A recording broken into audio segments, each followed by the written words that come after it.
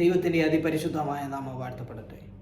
ഇന്നത്തെ നമ്മളുടെ അല്പനേരത്തെ ചിന്തയ്ക്കായി അപ്പോസ്തലനായ പൗലോസ് എഫേസ്യർക്ക് എഴുതിയ 6-ാം അധ്യായം 11-ാം വാക്യം. എഫേസ്യർ 6:11. പിശാചിൻ്റെ തന്ത്രങ്ങളോട് എതിർത്ത് നിൽപ്പാൻ കഴിയേണ്ടതിന് ദൈവത്തിൻ്റെ സർവായുധ വർഗം ധരിച്ചുകൊള്ളുവിൻ. ഇന്നത്തെ നമ്മളുടെ ചിന്ത എന്ന് പറയുന്നത് ശത്രുവിനെ തോൽപ്പിക്കുന്ന ദൈവത്തിൻ്റെ സർവായുധ വർഗം. ദൈവത്തിൻ്റെ ചില ആയുധങ്ങൾ നമുക്കുണ്ടാകണം ആത്മീക ജീവിതത്തിൽ ശത്രുവിനെതിരെ. ശത്രു എന്ന് പറയുന്നത് സാത്താനാണ്. ഈ സാത്താനാണ് നമ്മെ ആത്മീക ജീവിതത്തിൽ നിന്ന് വഴിതെറ്റിക്കുന്നത്. ശത്രുവിൻ്റെ പരീക്ഷണങ്ങൾ എന്ന് പറയുന്നത് ശത്രുശക്തിയുടെ ഒരു ബലമാണ്. ഇതിനെയെല്ലാം തകർക്കുവാൻ തക്കവണ്ണം ആത്മീകമായി നമുക്ക് ദൈവത്തിൻ്റെ സർവായുധ വർഗം, ദൈവത്തിൻ്റെ ചില ആയുധങ്ങൾ നമുക്ക് ഉണ്ടായിരിക്കണം. അതുകൊണ്ട് ഇന്നത്തെ നമ്മളുടെ ചിന്ത എന്ന് പറയുന്നത് ശത്രുവിനെ തകർക്കുന്ന ദൈവത്തിൻ്റെ സർവായുധ വർഗം.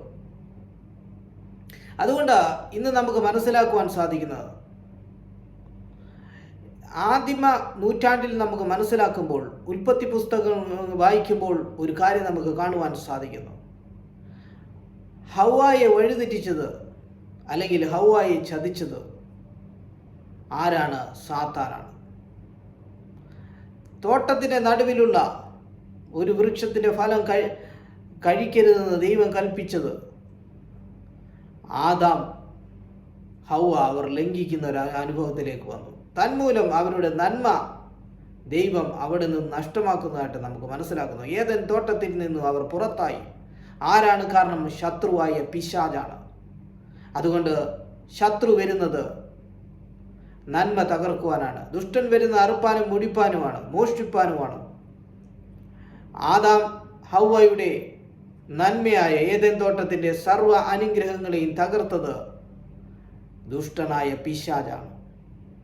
അതുകൊണ്ട് ശത്രുവിനെതിരെയുള്ള ദൈവത്തിൻ്റെ സർവായുധ വർഗം, ദൈവത്തിൻ്റെ ചില ആയുധം, അത് നമ്മളുടെ ഇന്നത്തെ ഒരു ചിന്തയാണ്. ശത്രുവിനെ തോൽപ്പിക്കുവാൻ നമുക്ക് ചില ആത്മീകമായ ആയുധങ്ങൾ ആവശ്യമാണ് ദൈവത്തിൻ്റെ. നമുക്ക് മനസ്സിലാക്കുവാൻ സാധിക്കുന്നു, നമുക്ക് പോരാട്ടമുള്ളത് ജഡരക്തങ്ങളോടുമല്ല, മറിച്ച് വാഴ്ചകളോടും അധികാരങ്ങളോടും ഈ ലോകത്തിലെ അന്ധകാരത്തിൻ്റെ ശക്തികളോടും സ്വർലോക ശക്തികളോടുമൊക്കെയാണ്. അതായത് സാത്താനോടാണ് നമ്മളുടെ എതിർപ്പ് എന്ന് പറയുന്നത്. ജഡരക്തങ്ങളായ മനുഷ്യരോടല്ല. മനുഷ്യരെന്ന് പറയുന്നത് നമ്മളുടെ സഹോദരങ്ങളാണ്. സാത്താനോടായിരിക്കണം നമ്മൾ എതിർത്ത് നിൽക്കേണ്ടത്. അതിനുവേണ്ടി നമുക്ക് ദൈവത്തിൻ്റെ സർവായുധങ്ങൾ ആവശ്യമാണ്. ദൈവത്തിൻ്റെ ചില സർവായുധം നമുക്ക് ഇന്ന് മനസ്സിലാക്കുവാനുള്ളത്. ആദ്യമായിട്ട് നമുക്ക് മനസ്സിലാക്കുന്നത്, ദൈവത്തിൻ്റെ വചനം പഠിക്കുമ്പോൾ ഒരു മനുഷ്യൻ്റെ ആത്മീക ജീവിതത്തിലുള്ള ഒന്നാമത്തെ ഒരു ആയുധം എന്ന് പറയുന്നത് അരയ്ക്ക് സത്യമാണ്. പിന്നീട് നീതി കവചം, അതുപോലെ തന്നെ ശത്രുവിൻ്റെ തീയമ്പുകളെ തടുക്കുവാൻ തക്കവണ്ണം വിശ്വാസം എന്ന പരിച, രക്ഷ എന്ന ശിരാസ്ത്രം, സുവിശേഷ, അതുപോലെ ദൈവത്തിൻ്റെ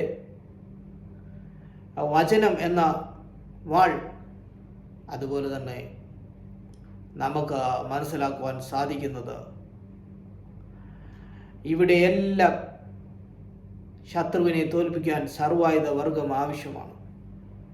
അരയ്ക്ക് സത്യവും നീതി കവചവും എന്ന് പറയുമ്പോൾ അത് വളരെ ശക്തമായ ഒരു കാര്യമാണ്. സാത്താനെതിരെയുള്ള ഒരു ആയുധമാണ് അരയ്ക്ക് സത്യം. നമ്മൾ ആത്മീക ജീവിതത്തിൽ സത്യമുള്ളവരായിരിക്കണമെന്നാണ് ദൈവം നമ്മളെ പഠിപ്പിക്കുന്നത്. യേശു പറഞ്ഞു, ഞാൻ വരുന്ന വഴിയും സത്യവും ജീവനുമാകുന്നു. അപ്പോൾ യേശു എന്ന സത്യത്തിലൂടെ നമ്മൾ വഴി നടക്കുമ്പോൾ അരയ്ക്ക് നമ്മളുടെ ഒരു സത്യം ഉണ്ടാകും. നീതി കവചം അനീതിക്കെതിരെ ഉള്ള എന്നാണ് നീതി കവചം എന്ന് പറയുന്നത്. പിന്നീട് ദൈവത്തിൻ്റെ വചനം എന്ന വാൾ. വാൾ എന്ന് പറയുന്നത് ശത്രുവിൻ്റെ വാദങ്ങളെ തകർക്കുന്നതാണ്. കർത്താവായ യേശുക്രിസ്തുവിനോട് സാത്താൻ പരീക്ഷണവുമായിട്ട് ചില സാത്താൻ്റെ വചനങ്ങളുമായിട്ട് വരുന്നതാണ് നമുക്ക് കാണുവാൻ സാധിക്കുന്നത്. കർത്താവിനെ പല സ്ഥലങ്ങളിൽ കൊണ്ടുപോയിട്ട് ഇതൊക്കെ നിനക്ക് തരാം, നീ എന്നെ ഒന്ന് നമസ്കരിച്ചാൽ മതി. അപ്പോൾ കർത്താവ് പറയുന്നത്, നിന്റെ ദൈവമായ കർത്താവിനെ മാത്രമേ നമസ്കരിച്ച് അവനെ മാത്രമേ ആരാധിക്കാവൂ എന്ന് പറയുമ്പോൾ ആ ദൈവത്തിൻ്റെ വാൾ എടുക്കുകയാണ് കർത്താവായ യേശു ക്രിസ്തു. അതുകൊണ്ട് വചനമെന്ന വാൾ ഉപയോഗിച്ച് സാത്താൻ തർക്കിച്ച കാര്യങ്ങളെ ഖണ്ഡിച്ചു കളഞ്ഞു. അതിനുവേണ്ടി യേശു ഉപയോഗിച്ച് ദൈവത്തിൻ്റെ വചനം എന്ന വാളാണ്. അതുകൊണ്ട് ദൈവവചനം എന്ന് പറയുന്ന വാളാണ്. വാൾ എന്ന് പറയുന്നത് യുദ്ധം ചെയ്യുവാനുള്ളതാണ്. ദൈവത്തിൻ്റെ വചനത്താൽ നമ്മൾ സാത്താൻ്റെ ശക്തിയെ യുദ്ധം ചെയ്ത് തോൽപ്പിക്കുവാൻ കഴിയും. അതുപോലെ തന്നെ വിശ്വാസം എന്ന് പറയുന്ന പരിച നമ്മളുടെ ജീവിതത്തിനകത്ത് നമുക്ക് സാത്താൻ പല ശോധനകൾ കൊണ്ടുവരും. ചില പരീക്ഷണങ്ങളിൽ നമ്മൾ കടന്നു പോകുമ്പോൾ വിശ്വാസത്തിലുള്ള ഉറപ്പ് ദൈവം നമ്മൾ നോക്കുന്ന ഒരു കാര്യമാണ്. വിശ്വാസത്താലുള്ള ഉറപ്പ്, വിശ്വാസം എന്ന് പറയുന്നത് പരിചയാണ്. സാത്താൻ്റെ തീയമ്പുകളെ തകർക്കുന്ന ഒരു പരിചയാണ് നമ്മളുടെ വിശ്വാസം എന്ന് പറയുന്നത്. പരിചയം എന്ന് പറയുന്നത് നമുക്കറിയാം, ശത്രുവിൻ്റെ ശക്തിയിൽ നിന്ന് നമ്മളെ പ്രൊട്ടക്റ്റ് ചെയ്യുന്നതാണ്. അപ്പോൾ നമുക്ക് മനസ്സിലാക്കുന്ന വിശ്വാസം എന്ന പരിചയ അത്യന്താപേക്ഷികമായ ഘടകമാണ്. രക്ഷ എന്ന ശിരാസ്ത്രം എന്ന് പറയുമ്പോൾ ഒരു മനുഷ്യന് വേണ്ടുന്നത് രക്ഷിക്കപ്പെടുവാനുള്ള നാമമായ യേശു ക്രിസ്തുവിൻ്റെ നാമമാണ്. നമ്മൾ ഒരിക്കൽ ഈ ലോകത്തിൽ നിന്ന് മാറ്റപ്പെടും. അപ്പോൾ നമ്മൾ സ്വർഗീയ ലോകത്തിലേക്ക്, നിത്യതയിലേക്ക് നമ്മൾ ചേർക്കപ്പെടണം. അതിന് കർത്താവായ യേശു ക്രിസ്തുവിൻ്റെ നാമം ആവശ്യമാണ്. രക്ഷിക്കപ്പെടുവാൻ ഒരേ ഒരു നാമമേ ഉള്ളൂ, അത് ക്രിസ്തുവിൻ്റെ നാമമാണ്. അതുകൊണ്ട് അവനെ കൈകൊണ്ട് അവൻ്റെ നാമത്തിൽ വിശ്വസിക്കുന്നവർക്ക് ദൈവമക്കളാകുവാൻ അധികാരം കൊടുത്തു. യേശുവിനെ സ്വന്തം രക്ഷിതാവായി സ്വീകരിച്ചു കഴിയുമ്പോൾ നമുക്ക് രക്ഷ എന്ന ശിരാസ്ത്രം ലഭിക്കും. ഈ ശിരാസ്ത്രം ശത്രുവിനെതിരെയുള്ള ഏറ്റവും വലിയ ആയുധമാണ്.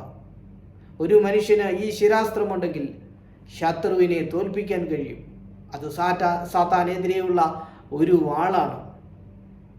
അതുപോലെ നമുക്ക് മനസ്സിലാക്കുവാൻ സാധിക്കുന്ന സുവിശേഷം എന്ന ചെരിപ്പ്, സമാധാന സുവിശേഷം അതിൻ്റെ ഒരുക്കം എന്ന് പറയുന്നത് ഒരു മനുഷ്യൻ്റെ ആത്മീക ജീവിതത്തിൽ നമ്മൾ ചിന്തിക്കുമ്പോൾ അതൊരു ചെരിപ്പാണ്.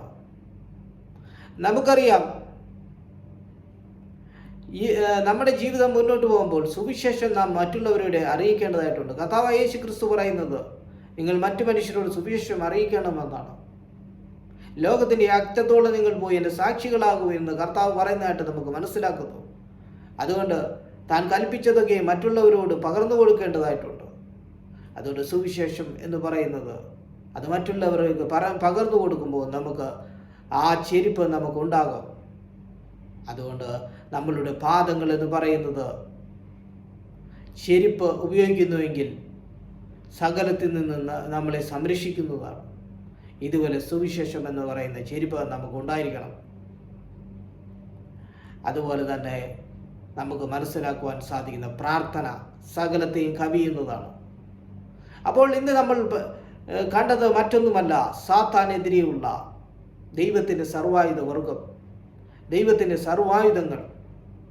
അരയ്ക്ക് സത്യവും നീതി കവചവും, അതുപോലെ തന്നെ വിശ്വാസം എന്ന പരിചയം, രക്ഷ എന്ന ശിരാസ്ത്രവും, ദൈവവചനം എന്ന വാളും, അതുപോലെ സമാധാന സുവിശേഷത്തിനായിട്ടുള്ള ഒരുക്കം എന്ന് പറയുന്ന ചെരിപ്പും. ഇത്രയും ആയുധങ്ങൾ നമ്മുടെ ആത്മീക ജീവിതത്തിൽ ഉണ്ടെങ്കിൽ സാത്താൻ്റെ സകല പരീക്ഷണങ്ങളെ ജയിപ്പാൻ നമുക്ക് കഴിയും. അതുകൊണ്ട് ഈ ആയുധവർഗങ്ങൾ നമ്മളുടെ ജീവിതത്തിൽ ഉണ്ടായിരിക്കണം. ഏദൻ തോട്ടത്തിൽ സാത്താൻ ഹവ്വയെ ചതിക്കുന്നതായിട്ട് നമുക്ക് മനസ്സിലാക്കുവാൻ സാധിക്കുന്നു. എന്നാൽ ദൈവത്തിലുള്ള വിശ്വാസം അടിയുറച്ചതായിരുന്നെങ്കിൽ സാത്താനെ അവിടെ തോൽപ്പിക്കാൻ ഹവ്വയ്ക്ക് കഴിയുമായിരുന്നു. അതുകൊണ്ട് വിശ്വാസം എന്ന പരിച നമുക്കുണ്ടായിരിക്കണം. സാത്താൻ്റെ തീയമ്പകളെ തോൽപ്പിക്കുന്നതാണ് വിശ്വാസം. ദൈവത്തിലുള്ള വിശ്വാസം ഏറ്റവും വലുതാണ്. ഹവ്വയുടെ ജീവിതത്തിൽ ഒരു പക്ഷെങ്കിൽ ദൈവം പറഞ്ഞതിൽ ഒരു വിശ്വാസം ഇല്ലായിരിക്കാം. ദൈവത്തിലുള്ള ഒരു വിശ്വാസം ഹവ്വയ്ക്ക് നഷ്ടപ്പെട്ടു പോയേക്കാം.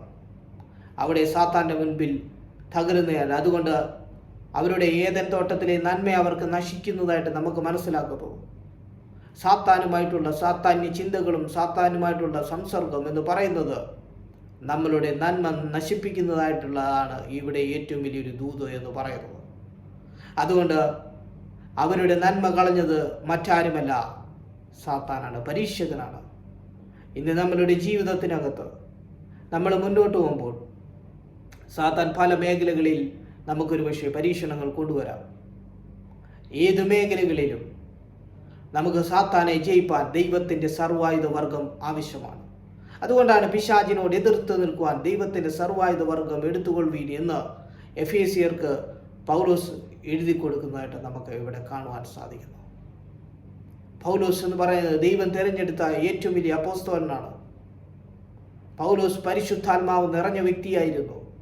ആ പരിശുദ്ധാത്മാവിൻ്റെ നിറവിൽ എഴുതപ്പെട്ടതാണ് ഈ വചനങ്ങൾ എന്ന് പറയുന്നത്. ഈ വചനങ്ങൾ ഒരിക്കലും പൗലോസ് തൻ്റെ ബുദ്ധിശക്തിയിലോ യുക്തിയിലോട് എഴുതുന്നതല്ല, മറിച്ച് പരിശുദ്ധാത്മാവിൻ്റെ ശക്തി പൗലോസിൽ വ്യാപരിച്ചു.